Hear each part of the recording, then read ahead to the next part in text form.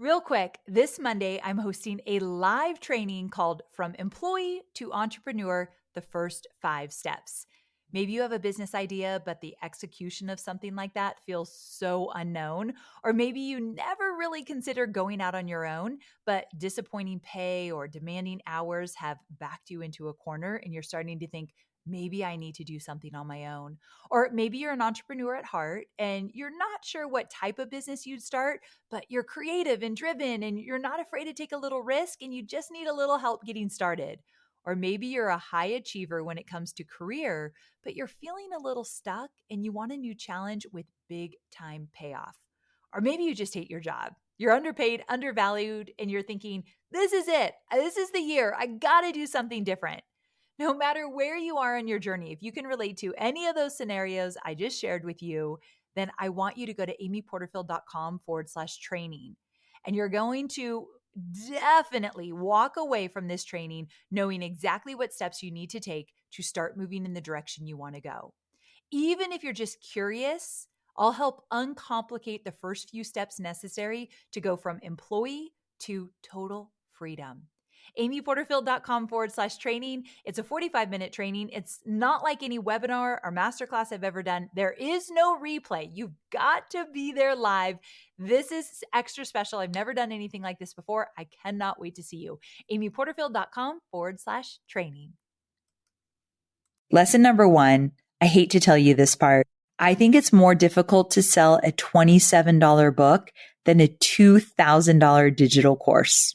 I do. I didn't know that it would be as difficult to sell a book. I really do think that a lot of people will buy the minute the book hits the shelves, but the pre-order process, we had to do so much. There were 4 phases because it's not as easy to pre-sell as I thought it might be. In my mind, I'm like, it's $27. The people can do that. That's a pretty low barrier to entry. And my audience knows me well. So this feels easy, but it didn't actually feel as easy as I thought it would.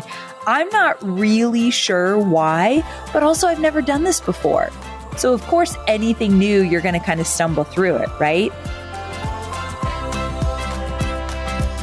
I'm Amy Porterfield, ex-corporate girl turned CEO of a multi-7-figure business. But it wasn't all that long ago that I lacked the confidence, the budget, and the time to focus on growing my small but mighty business. Fast forward past many failed attempts and lessons learned, and you'll see the business I have today. One that changes lives and gives me more freedom than I ever thought possible. One that used to only exist as a daydream. I created the Online Marketing Made Easy podcast to give you simple, actionable, step-by-step strategies to help you do the same. If you're an ambitious entrepreneur or one in the making who's looking to create a business that makes an impact and a life you love, you're in the right place, friend. Let's get started.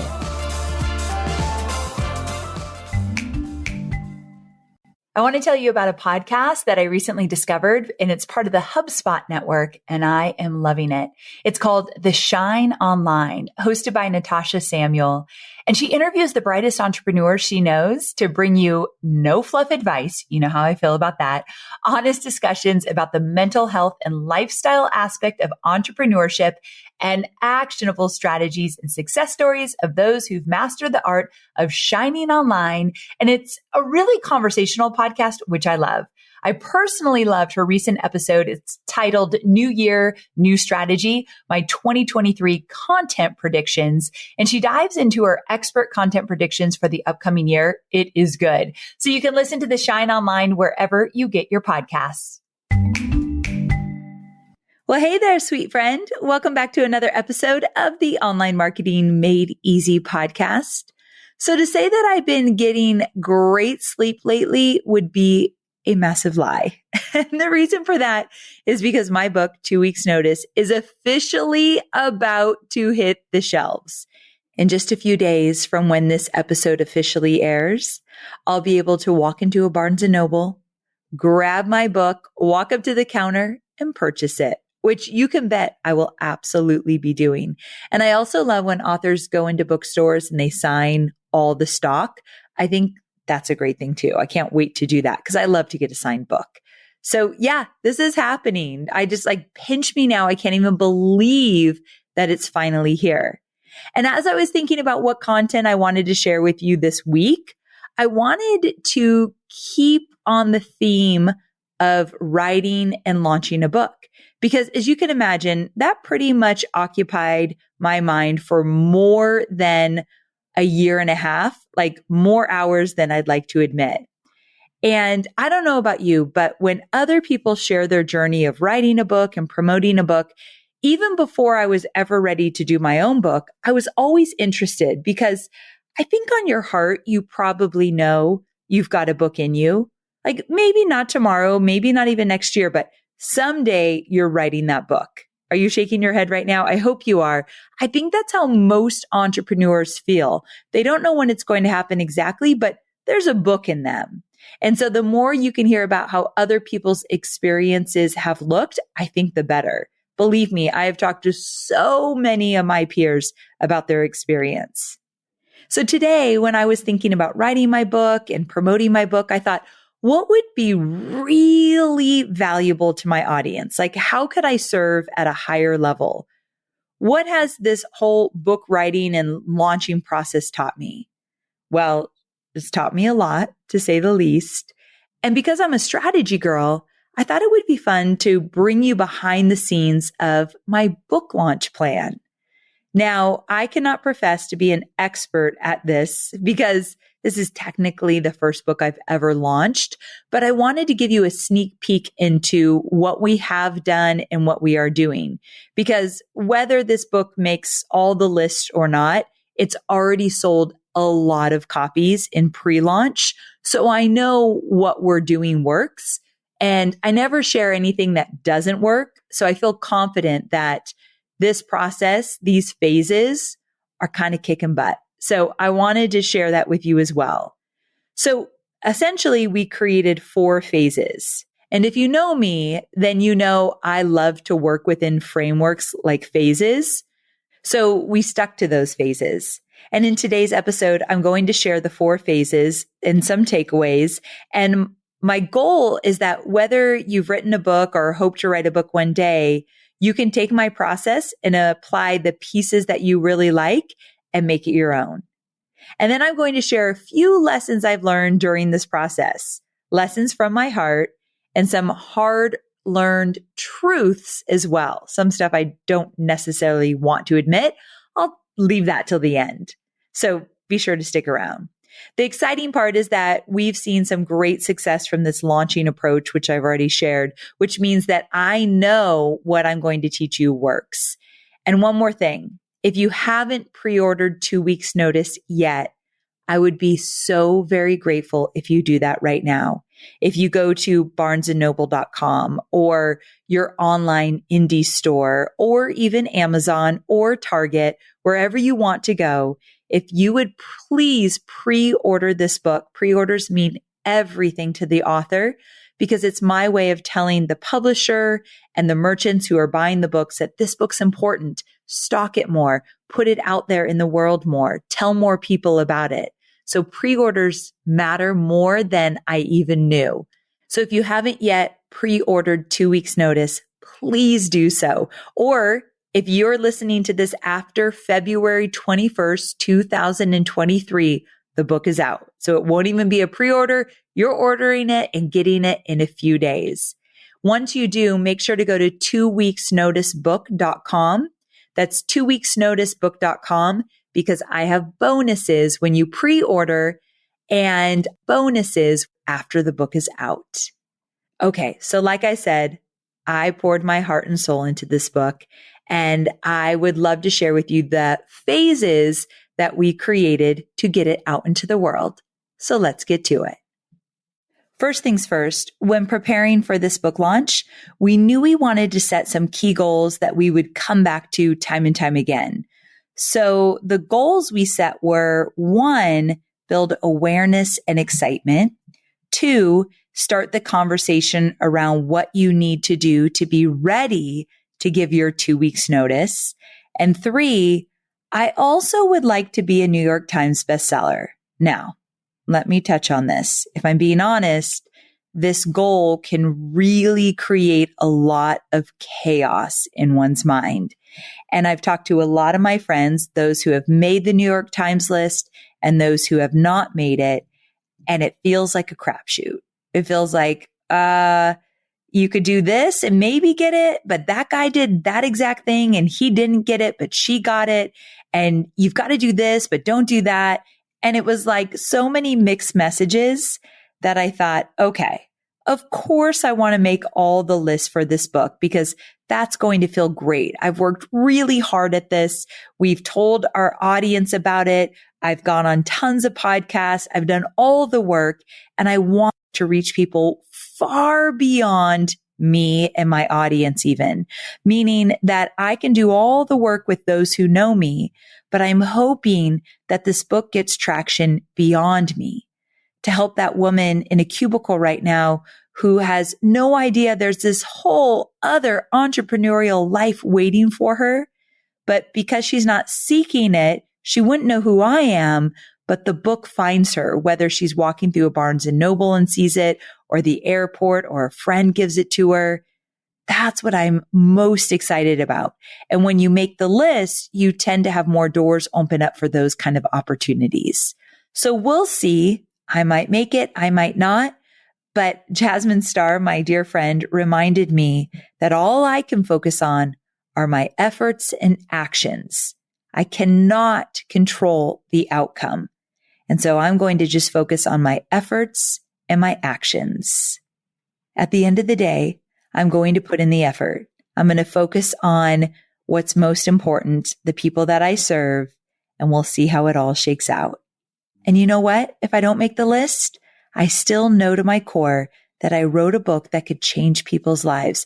And I know that it will. And I'm just going to hold on to that. Now, I will say that even though this is a book, early on, I decided to launch it similarly to how I launched digital courses because I'm good at that. That's what I do best. And so I thought, well, if I launch digital courses really well, maybe I could use those same strategies to launch a book. And taking this route felt really aligned and comfortable for me because it just keeps me in line with who I am, what I'm about, and where my strengths are. So I think one thing I can speak to that has worked really well for me and my team is that we asked ourselves, where do we excel in our business? And can we use that same approach for our book? So maybe you don't launch digital courses, but you do challenges really well to fill up a mastermind.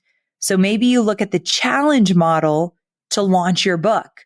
So start looking at what you do really well and how that can translate into a book launch for you. Now, also launching with 4 phases felt good and natural to me because that's essentially how I do all my launches. So I'm going to walk you through each phase to help you really understand how we did it and what it looked like so that you can take what you leave what you don't and make it into your own book launch when you are ready. So phase 1 was to launch a free live masterclass. We spent a week getting people into the masterclass, and then I hosted 4 live masterclasses. Now, this masterclass actually led to a brand new digital course that I created specifically for a book launch. And that's actually what I sold on the masterclass. But here's what's really unique. If you weren't on it, let me tell you what I did. I created the digital course and I valued the digital course at $297. I actually might sell this course down the road, but I didn't sell it as you might think on the masterclass. I said, okay, here's what the digital course is all about. And I sold it like I was selling Digital Course Academy. I told them what's in it for them. I talked about the benefits. I talked about the features. I talked about who's right for a digital course. And then I said, this course is valued at $297, but you only need to pay $27 today to get this digital course. And what I mean by that is all you need to do is pre-order the hard copy of my book. If you pre-order the hard copy of my book for $27, this digital course is yours today as a bonus. And so I took people through the entire hour-long webinar. So when they heard all they had to do is spend $27 to get this digital course I created, they were in. And here's what's wild. It converted at 47%. Some of the webinars were 52%, but the average is 47%. That's wild considering a digital course when you're doing really well, it's like 10%. So I really love this strategy. To get into a little bit more specifics, basically we created a masterclass teaching people how to know if they're ready to create a side hustle.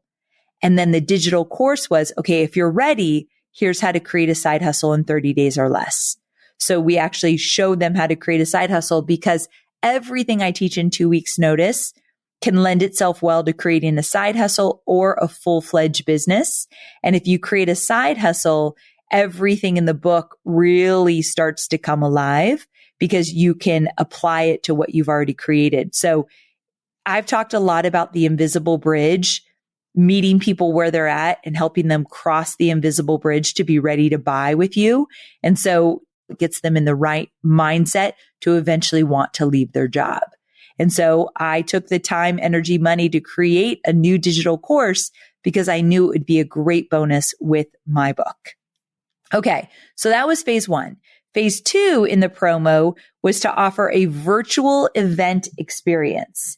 So I'm hosting a live virtual event. I'm going into a studio and I'm going to have all those big screens behind me, like you've probably seen online from my peers, where I can actually see you on Zoom when I'm teaching. Yeah, we're going to be in that kind of studio.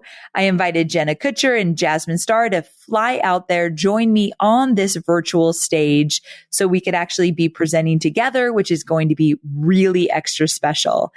And I'm going to have my husband, Hobie, JD, which is Jasmine's husband, and Jenna's husband, Drew, talking about what it's like to support their entrepreneurial wives. And I think that's going to be a really cool conversation as well. So we're doing all of this at my live virtual event that is on February 25th.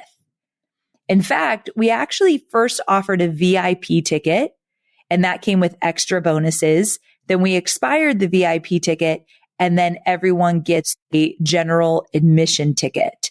So we actually are offering that all the way up till we actually do the live event on the 25th. So at the time that I'm recording this, you can still get a virtual live ticket to this event.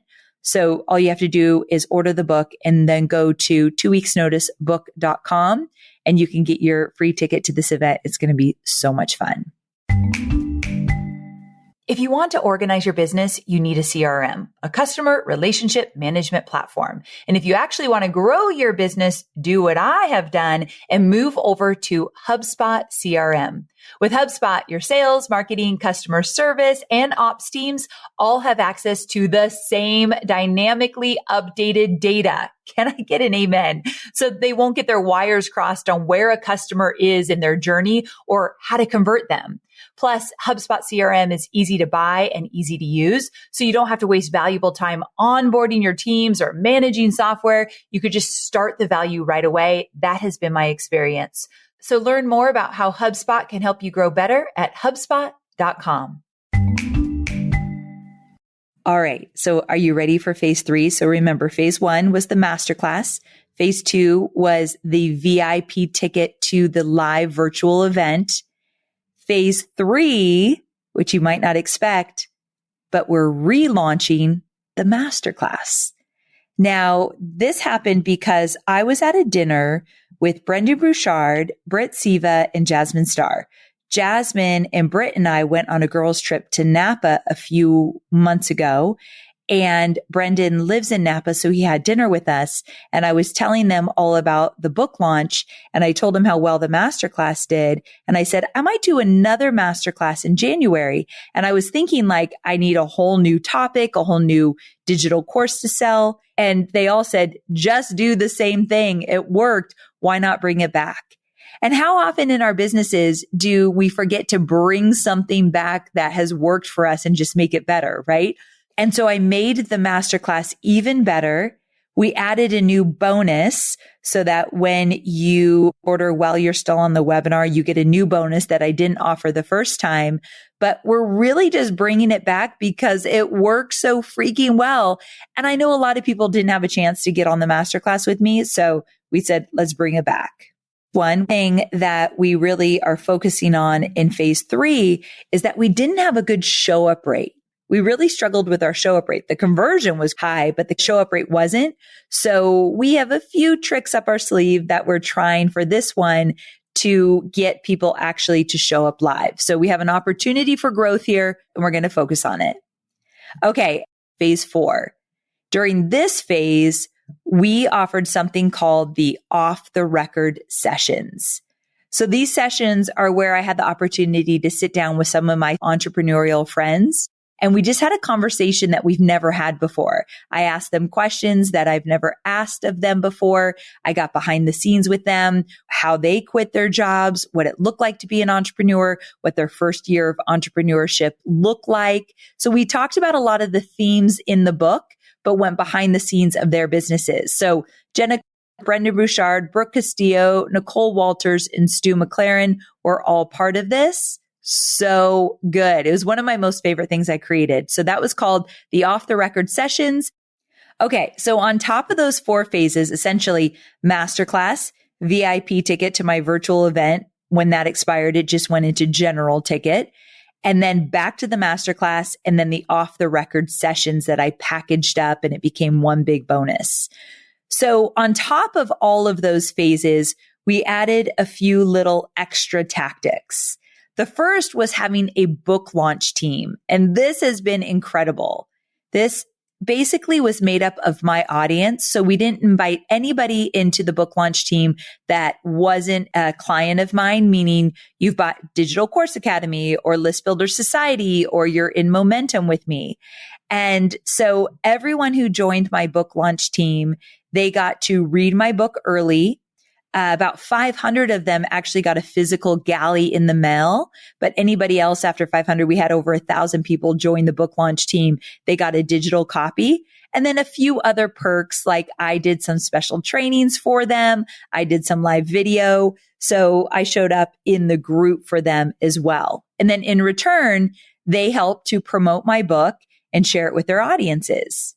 So that's one big thing we did. We also worked with a PR and a media team. So they helped me land some interviews that I wouldn't have had access to otherwise. And then finally, this is, I think, the biggest thing. I did a podcast interview blitz. So my goal was to do 100 interviews about the book. And let me tell you, it was a lot, but it was also a lot of fun.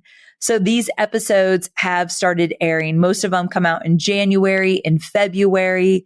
And I'm just so fortunate that 100 people said, yes, you can come on my podcast.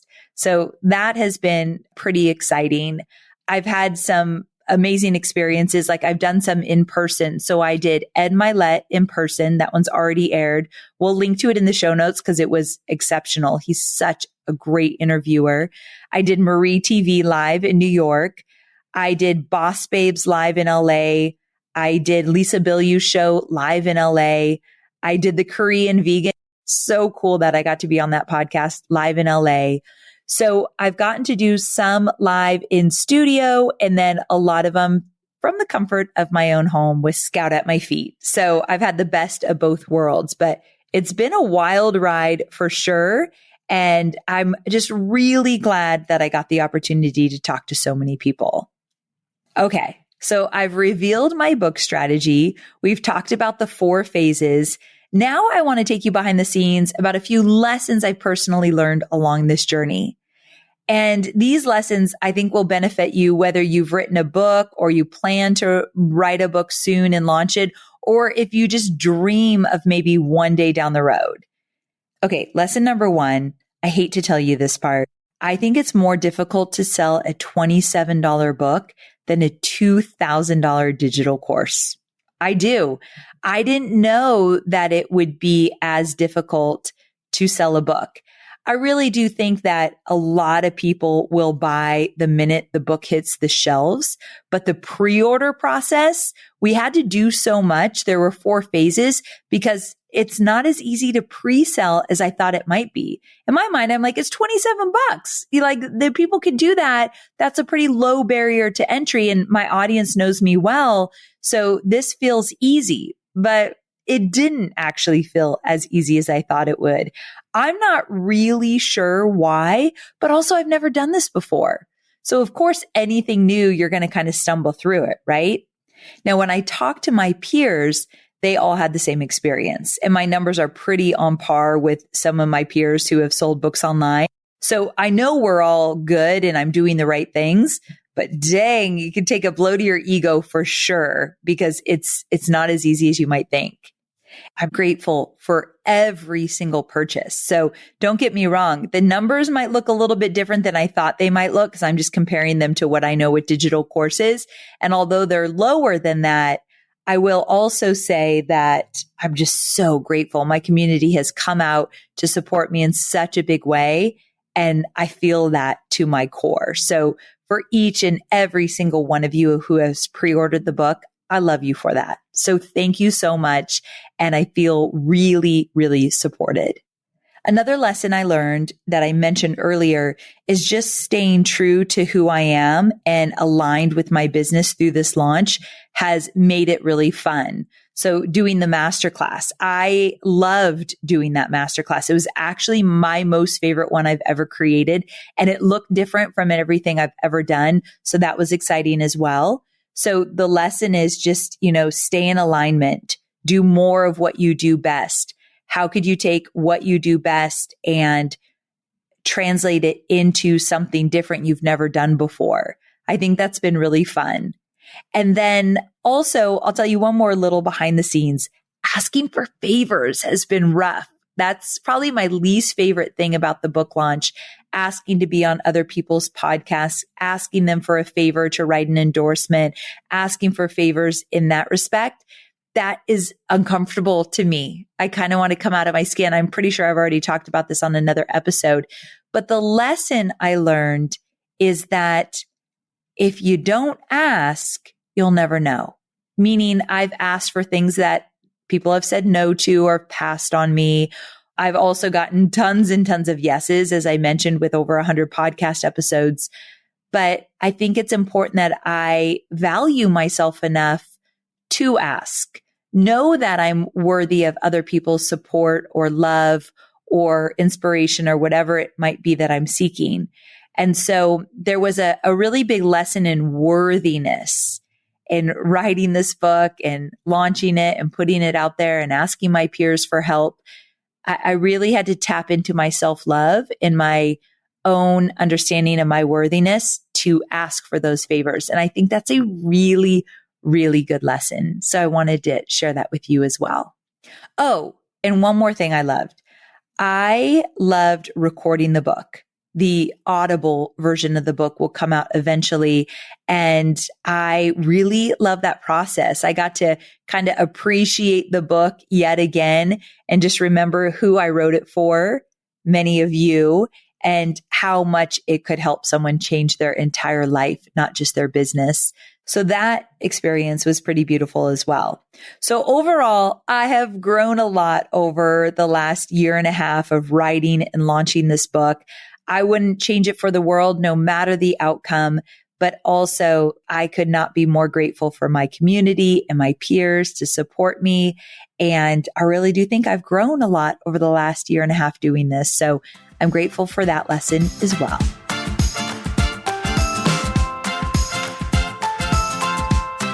Okay, so let's wrap this up. Overall, putting together this book launch was definitely a lot of work, but it's been an amazing learning and growing experience, as I mentioned.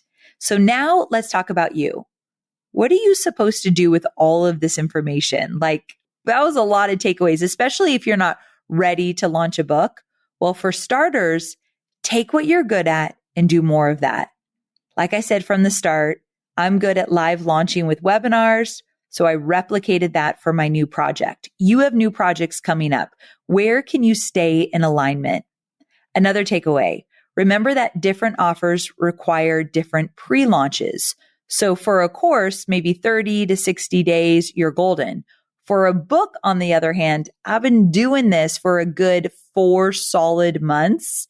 And so remember that different projects take different time, especially when you're looking at pre-launching. And lastly, keep it simple. Go ahead, flesh out a plan, but be willing to cut it down, which we did. We cut a lot of things out of our book launch. Once Gabby Bernstein took a look at it, she's like, "You're doing too much. This is crazy." So we actually cut it down. But first we mapped it all out. And then we started to kind of chisel away to make sure we were staying true to what we were best at. So any project you work on, you can start really big, dream big, really lofty, and then ask the question, what can I cut to make sure that I stay in alignment with my strengths and do more of what I'm good at? I think that makes a really big difference. And if you're dreaming of writing that book someday might be now, my friend. I think I waited a little too long to get this book out into the world. I'm glad I'm doing it now, but I think I was just so scared to put myself out there. Don't let fear hold you back from that book. You know, I finally went all in after I got a call. I feel like I'm dropping a lot of names in this episode, and that's kind of annoying. So I apologize for that. My point, but you know these people I'm talking about. So I like to really put you into the story, but this part's important to name someone because I want to give her credit. So Jamie Kern Lima, she was the founder of It Cosmetics. She sold her makeup company for over $1 billion, and she is just a baller through and through. Well, she called me one day from Whole Foods and she said, "Amy, I just wanted to let you know that I had this overwhelming sense you need to write a book." She's very spiritual. She said, "I don't know. God's just telling me you need to write a book." And first of all, I thought that was very generous. She took time, because I don't talk to her on the regular, took time out of her schedule to share that with me. But also it was at a point in my life that I was ready to write the book. I said I was going to write the book, but I was so hesitant.